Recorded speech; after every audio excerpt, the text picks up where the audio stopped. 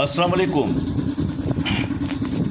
Students. ई-केट and M-cat की preparation के लिए आज हम फिज़िक्स की एमसीक्यूज़ पर चलेंगे। तो आए देखें कि हम क्या सीखते हैं। स्टूडेंट्स, इसमें क्वेश्चन नंबर 1 दिया है, locust jumps at a launch angle of 0 degree and it moves with a speed of 10 meter per second. The maximum height it reaches will be dash. इसमें इसने आपसे पूछा है कि मैक्सिमम हाइट पर लोकस्ट, तो आप समझ रहे हैं कि लोकस्ट किससे कहा जाता है। उम्मीद है कि लोकस्ट की मीनिंग आप समझते होंगे। लोकस्ट असल में टिड्डी दल को कहा जाता है। टिड्डी दल जो होता है इसको लोकस्ट कहा जाता है। सिंधी में हम इसको मक्कड़ कहते हैं और उर्दू में टिड्डी दल कहा जाता है। और ये बड़ी ही अजीब जो है वो किस्म की मखलूक होती है। तो बॉटनिकल जूलॉजिकल जो इसका नेम है वो आप अपने अगर मेडिकल से रिलेटेड हैं, आप बायोलॉजी वगैरह आपने पढ़ी है तो आप जानते होंगे। तो एनी हाउ ये लोकस्ट सवाल दिया है कि it jumps at a launch angle of 0 degree और 10 मीटर पर सेकेंड की स्पीड से मूव कर रहा है। मैक्सिमम हाइट ये कितनी कवर कर रहा होगा, ये आपसे सवाल इसने पूछा है। तो स्टूडेंट्स, आप ये इसकी जो लॉन्च एंगल की जब भी बात आती है तो ऐसा असल में लॉन्च एंगल किसे कहा जाता है। एक होती है जिस पर आप प्रोजेक्ट किसी भी चीज़ को प्रोजेक्ट करते हैं, तो ये प्रोजेक्शन एंगल ये हो गई, जिसको मैंने अभी थीटा से लिखा है। और लॉन्च एंगल ये बाहर वाली जो एंगल बनेगी, ये अभी रेड कलर से मैं शो कर रहा हूँ। ये वर्टिकल से रिलेटेड आप डॉटेड लाइन देख रहे हैं। इस लाइन के बीच में ये जो एंगल बन रही है इसको एल से मैं शो कर रहा हूँ। ये है लॉन्च एंगल।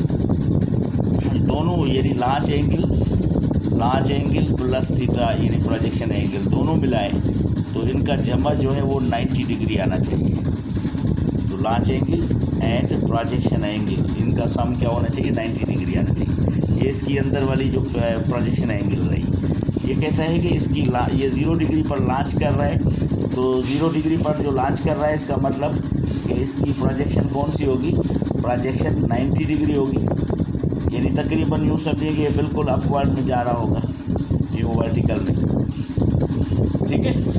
यानी इसके नियरली, क्योंकि इसने एक सवाल दिया है आपको। तो अब ये इसकी स्पीड क्या है, इसकी स्पीड आपको दी है इसने कितनी, 10 मीटर पर सेकेंड। फार्मूला क्या है मैक्सिमम हाइट का।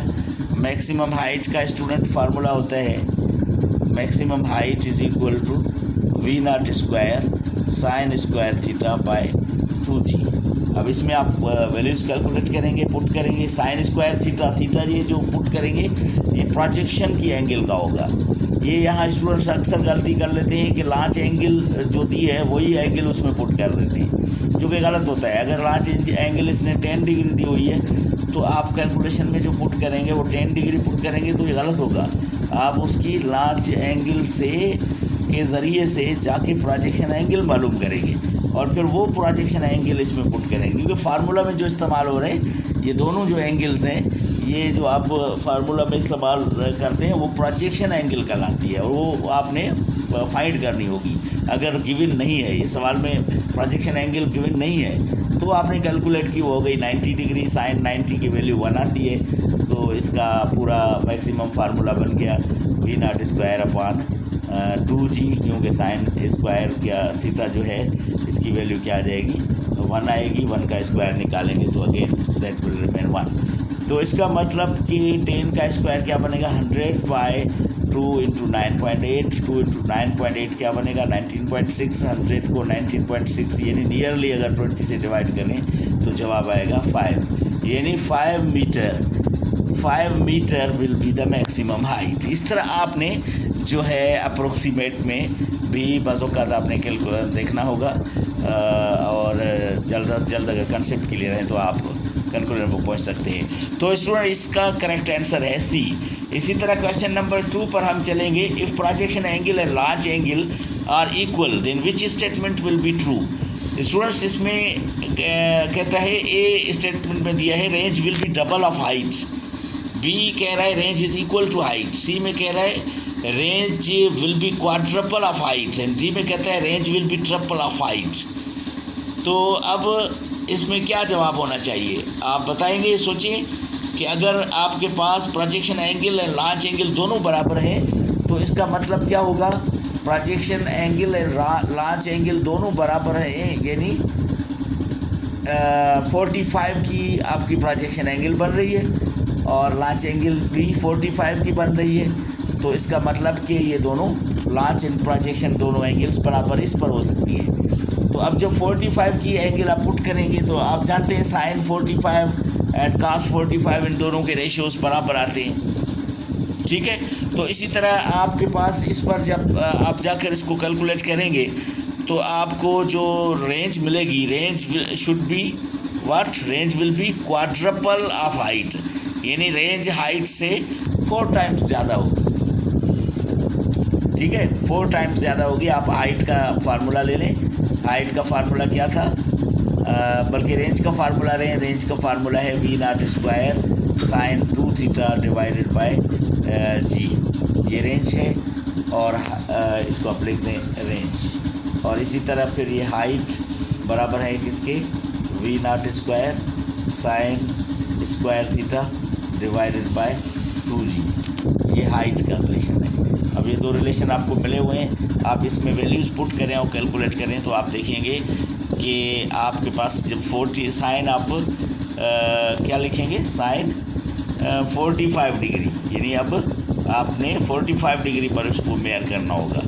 तो 45 पर जब आप मेयरमेंट करेंगे तो हाइट आपको क्या मिलेगी, क्वाड्रपल मिलेगी, किसके, रेंज, बल्कि रेंज आपको क्वाड्रपल मिलेगी हाइट की, रेंज की वैल्यू जो होगी वो 4 टाइम्स ज़्यादा होगी।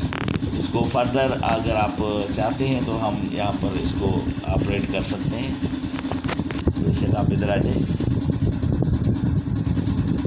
ये आपने लिखा हाइट का फार्मूला, हाइट बराबर है V not square sine square theta by 2g, और फिर रेंज का फार्मूला लिखा V not square sine 2 theta by G. फिर रेंज के फार्मूला को आप जानते हैं कि जब ओपन करेंगे तो रेंज के फार्मूला में वैल्यूज़ जो है ये शक्ल इसकी ये आएगी वी नॉट स्क्वायर, क्योंकि साइन 2 थीटा बराबर होता है, ट्रिग्नोमेट्रिक आइडेंटिटी आपने पढ़ी होगी 2 sine theta and cos theta के, साइन 2 थीटा बराबर होता है 2 साइन थीटा कास थीटा के डिवाइडेड बाय जी के। रेंज का फार्मूला ये बना। अब इन दोनों को आप रेंज को, ये रेंज का रिलेशनशिप रहा, ये रहा रेंज का और ये रहा हाइट का, इन दोनों को आप कंपेयर करें तो वी नॉट स्क्वायर उसमें भी है इसमें भी है, जी दोनों में एक साइड है, यानी आपके पास इसकी जो वैल्यू उसमें फ़र्क आने वाली जो टर्म्स होंगे वो कौन से होंगे, हाइट का लिखा आपने कि sign square theta divided bye 2 आ रहा है हाइट में, और जबकि रेंज में आपके पास रेंज में क्या आ रहा है 2 sine theta and cos theta, और जी तो उसमें भी है इसमें भी है, यानी ये फ़र्क आ रहा है दोनों में। तो अब यहाँ पर अगर आप साइन देखिए, साइन थीटा उसमें भी है और इसमें भी है, तो इसका मतलब साइन थीटा का फ़र्क भी, यानी ये दोबारा सिंप्लीफाई कर लें तो साइन थीटा डिवाइडेड बाय 2 और इसका जो है बनेगा 2 और फिर ये कॉस थीटा, ठीक है। साइन थीटा उस साइड में भी था इसमें भी था, दोनों में आपने कैंसिलेशन में ले लिया। और अब आप जानते हैं कि साइन थीटा की, क्योंकि थीटा 45 डिग्री है, थीटा जब आप 45 ले रहे हैं when theta is equal to 45 degree, तो इस पर आपके पास साइन थीटा, इसकी वैल्यू कास थीटा की वैल्यू दोनों ही बराबर होगी, तो इसका मतलब क्या, अपान 2 इज इक्वल, और दूसरी जो है उसकी क्या बनी है, उसकी वैल्यू बनी है 2 और कास थीटा है, इसकी जगह अगर आप, क्योंकि दोनों बराबर है तो आप साइन थीटा लिख सकते हैं, ये लिखा आपने साइन। तो अब आप बताएं, यहाँ से आप अंदाज़ा करें कि पहला क्या है, पहला जो रिलेशनशिप है वो हमने किसका डेवलप किया है, पहला किया हाइट का और दूसरा क्या किया, रेंज का किया है। तो ये है साइन थीटा बाई 2 और वो है 2 साइन थीटा। तो बताएं बड़ा कौन सा, सपोज करें मैं लिखूँ x/2 और वो 2x, तो x/2 क्या है, फोर्थ हिस्सा है 2x का। तो इसी तरह ये आपने यहाँ पर जो है वो एनालाइज किया। अच्छा स्टूडेंट्स, क्वेश्चन नंबर 3 है range equals to height for dash launch angle. कौन सी लॉन्च एंगल होगी जिसके लिए रेंज और हाइट दोनों बराबर होगी। स्टूडेंट्स ये होती है, आपसे क्या पूछ रहा है, प्रोजेक्शन एंगल अगर पूछे तो प्रोजेक्शन एंगल होती है, प्रोजेक्शन एंगल होगी 76 डिग्री की।